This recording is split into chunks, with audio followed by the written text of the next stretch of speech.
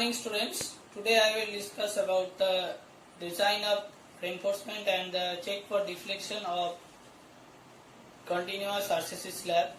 So come to the topic. In the continuation of my previous problem, what are the given data?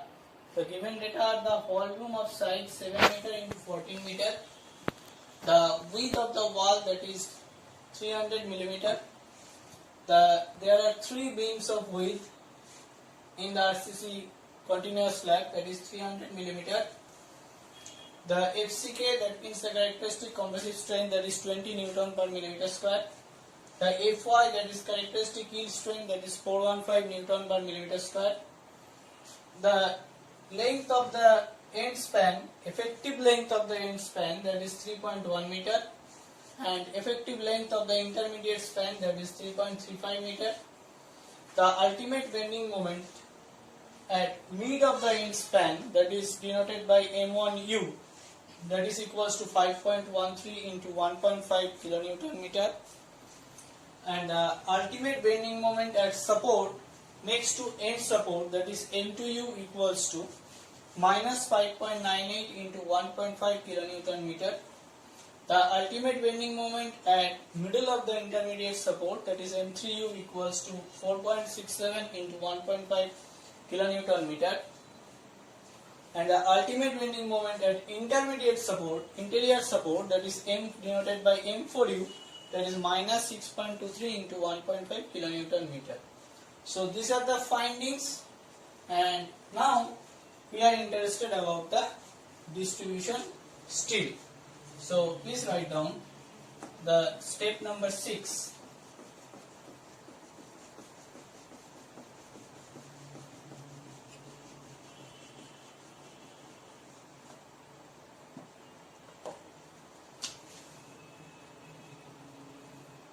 Step number 6, that is distribution steel.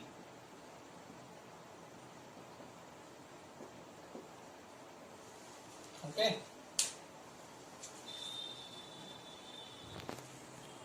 So please write down the distribution steel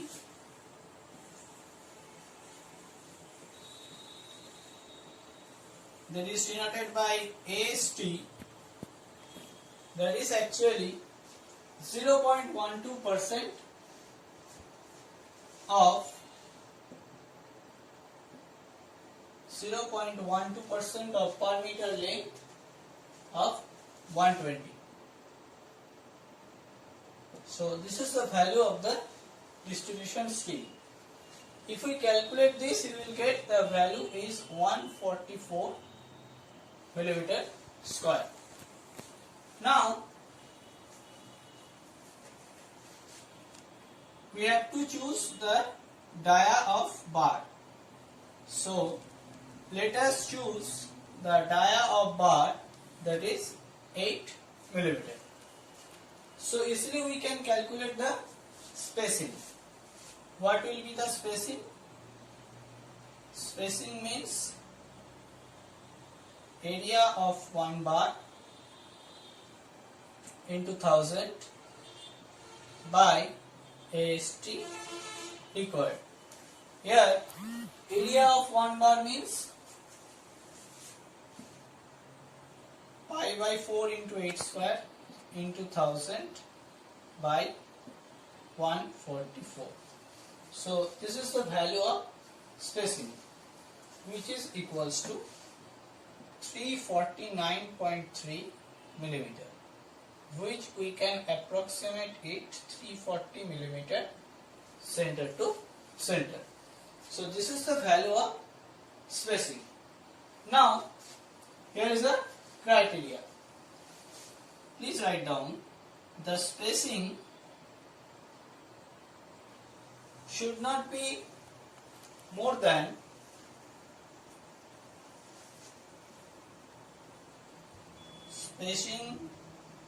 should not be more than 5D. That means 5 into 101.505 millimeter. or 450 millimeter. Here the calculated value is 340 millimeter, but it should not be more than 505 millimeter or 450 millimeter, whichever is less. Whichever is less. Now we can easily comment that hence provide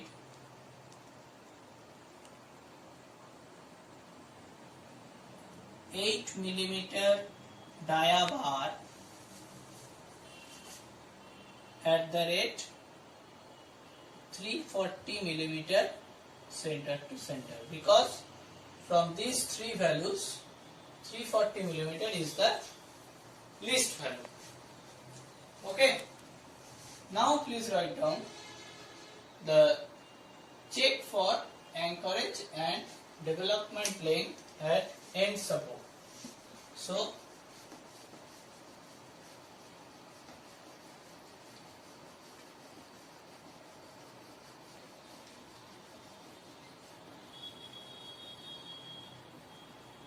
come to our next step,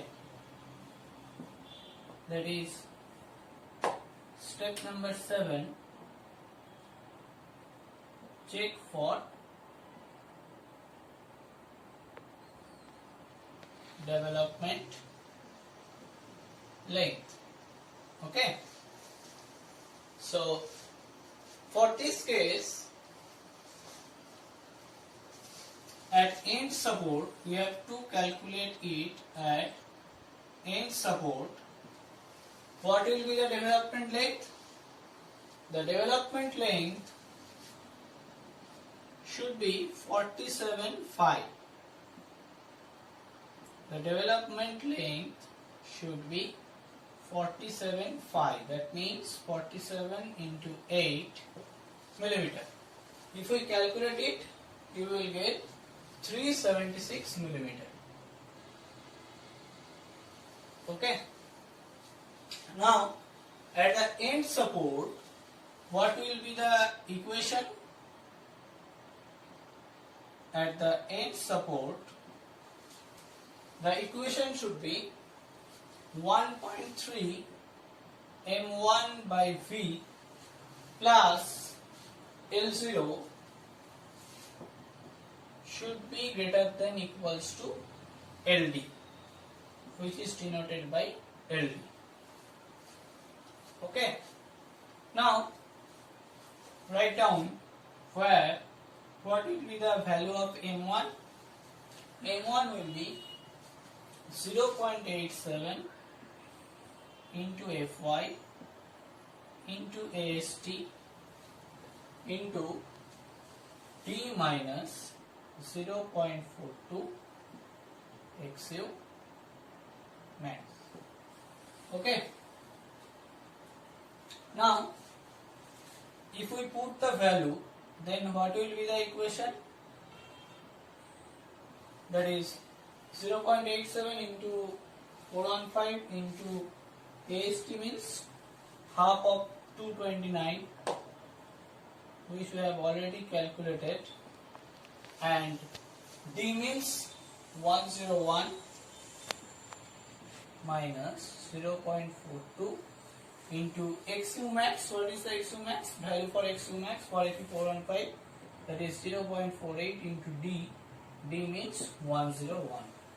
Then it will give the value of M1. If we calculate this, what will be the value? Value will be 3.33 into 10 to the power 6 Newton millimeter. Okay. Now from IS 456 2000, from IS 456 2000, table number 13, we can easily write down that shear at support, that is denoted by V, which is denoted by also VU, that means ultimate shear, that is 1.5 into 0.4 WD into L plus 0.45 Wi into L. Okay, WL into L. Now, what will be the value? Value should be, or we can write down Vu equals to 1.5 and 0.4 into value of WD, which we have already calculated, that is 4 into D means end span 3.1 plus 0.45 into WL, that means 2 into 3.1. This is the equation, and if we calculate this, we will get the value 11.63 kilonewton. Okay, then this is the value, should be 11.63 kilonewton. Now, what is the anchorage length? The anchorage length,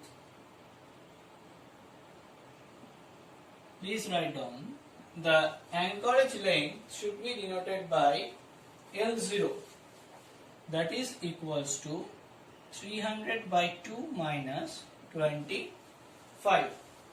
Then the value should be 125 millimeter.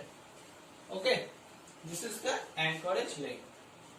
Now, if we put this value in this equation, then we can find out the value of 1.3 m1 by V plus L0, and then we have to compare it with LD, that means development length.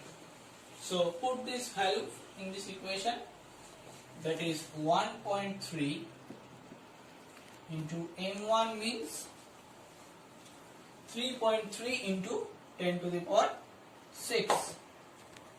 So 3.3 into 10 to the power 6 by V. V we have already calculated, that is 11.63 kilonewton.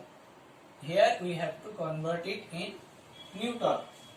Then this value should be 494 millimeter, which is greater than the development length, that is LD, which we have already calculated of 47.5, that is 376 millimeter. Hence, we can write down it is okay.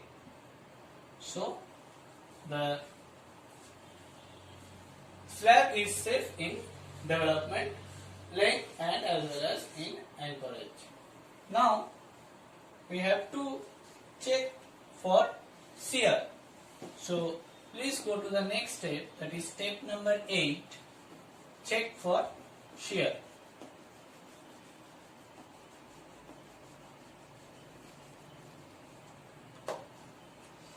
So, please write down the step number 8, that is check for shear. Okay.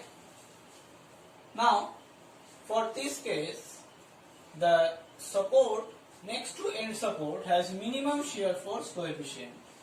So, we can write down the shear force at support.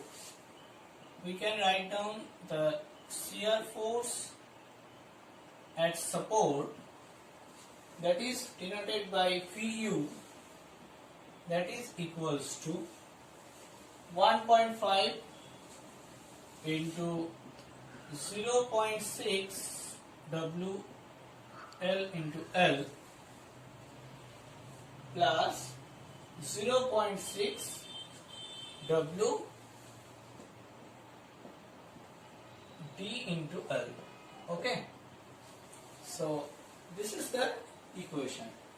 If we put the value, then what will be the value? That is 0.6 into the value of WL, that is 2, into 3.1 plus 0.6 into 4 into 3.1. And if we calculate this, we will get that the value of Vu equals to 16.74 kilonewton. So this is the shear force at support. Now we have to calculate the nominal shear stress. We have to calculate the nominal shear stress, that is denoted by tau V, and it is equals to Vu by Vd. Here Vu means 16.74, which we have already calculated, and B means 1000 and D means 101. Then we will get the value of tau V in Newton per millimeter square. And if we calculate this by calculator, you will get the value is 0.17. Now, what is the percentage of steel? That is also important, which is denoted by PT. That is equals to 100 AST by PD. And what will be the value of 100? Value of AST? The value of AST should be 229. So that is 229 by 1000 into 101. Then what will be the value? The value should be, for percentage of steel, there is 0.23%. This is the percentage of steel. Now, from this we can write down that the value of tau C from table 19 OS 456, that is 0.296 Newton per millimeter square, and as well as tau C max, that is equals to, for next table, 2.8 Newton per millimeter square. So we have already calculated the value of tau V, the value of tau C, and the value of tau C max.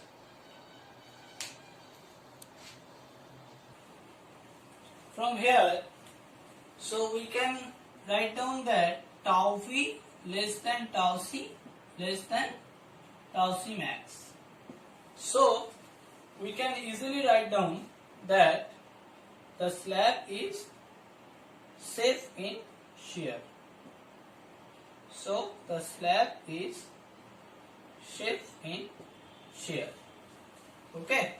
So this is the actual comment for or conclusion for this step. Now we have to check it for deflection also. So please write down the step number 9, that is check for deflection.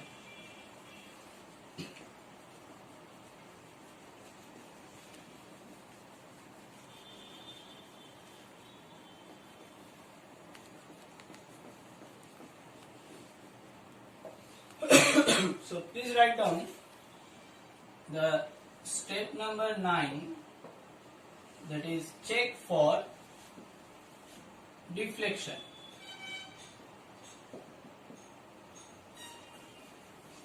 Now for end span, what is the percentage of steel? That is 0.23%. So please write down, for end span,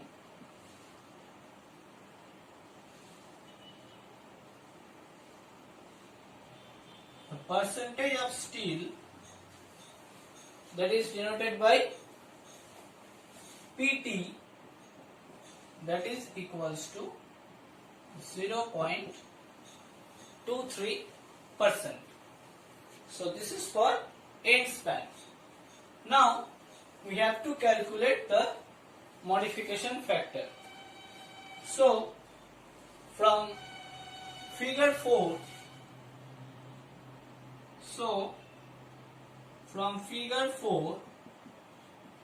we can write down the modification factor.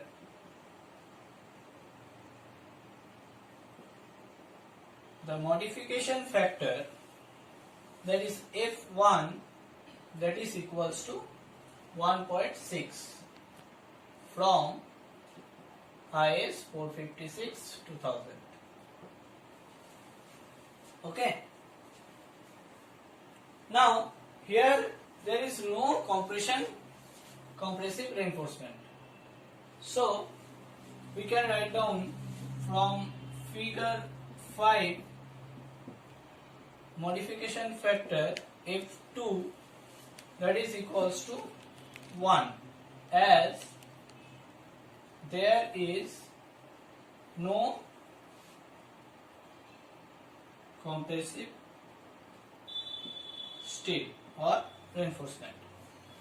Now from figure 6, it is also important, from figure 6 we can calculate the modification factor that is denoted by F3, that is also equals to 1. Why? Because here is no flange section, as there is no flanged section. Okay, so here F1, F2 and F3, here are 3 parts. So we have to calculate the actual span by D ratio for this case. Now what will be the value? Actually it is provided, that means L by D provided, what is actually provided? Here the end span is 3.1 meter. So this value should be 3100 millimeter, and the D means depth, that is 101 millimeter. So this is actually L by D or basic deflection provided, and if we calculate this value almost equals to, will be almost equals to 31. Now we have to calculate the value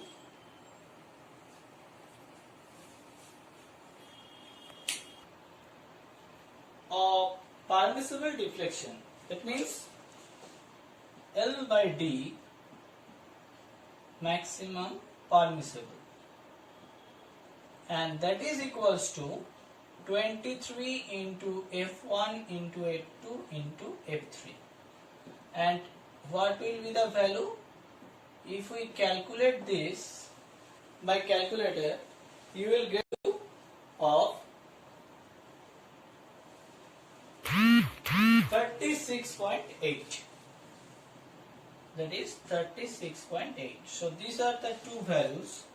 L by D maximum permissible, which in slab can permit, that is 36.8, and L by D provided is 31.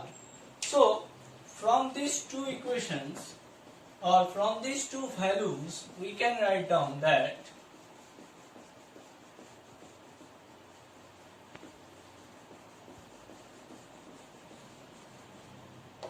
the L by D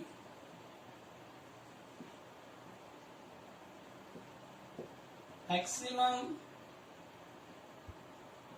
permissible, that is 36 point something, which is greater than L by D actually provided in practical purpose. So for this case, the beam is safe. So we can write down, so it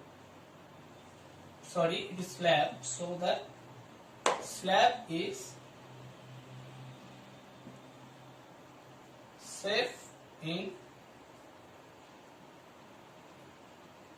deflection. So we can conclude that the slab is safe in deflection. So by these 9 steps, we can easily design a RCC continuous slab. Now In my next video, I will discuss about the continuous RCC beam. Thank you.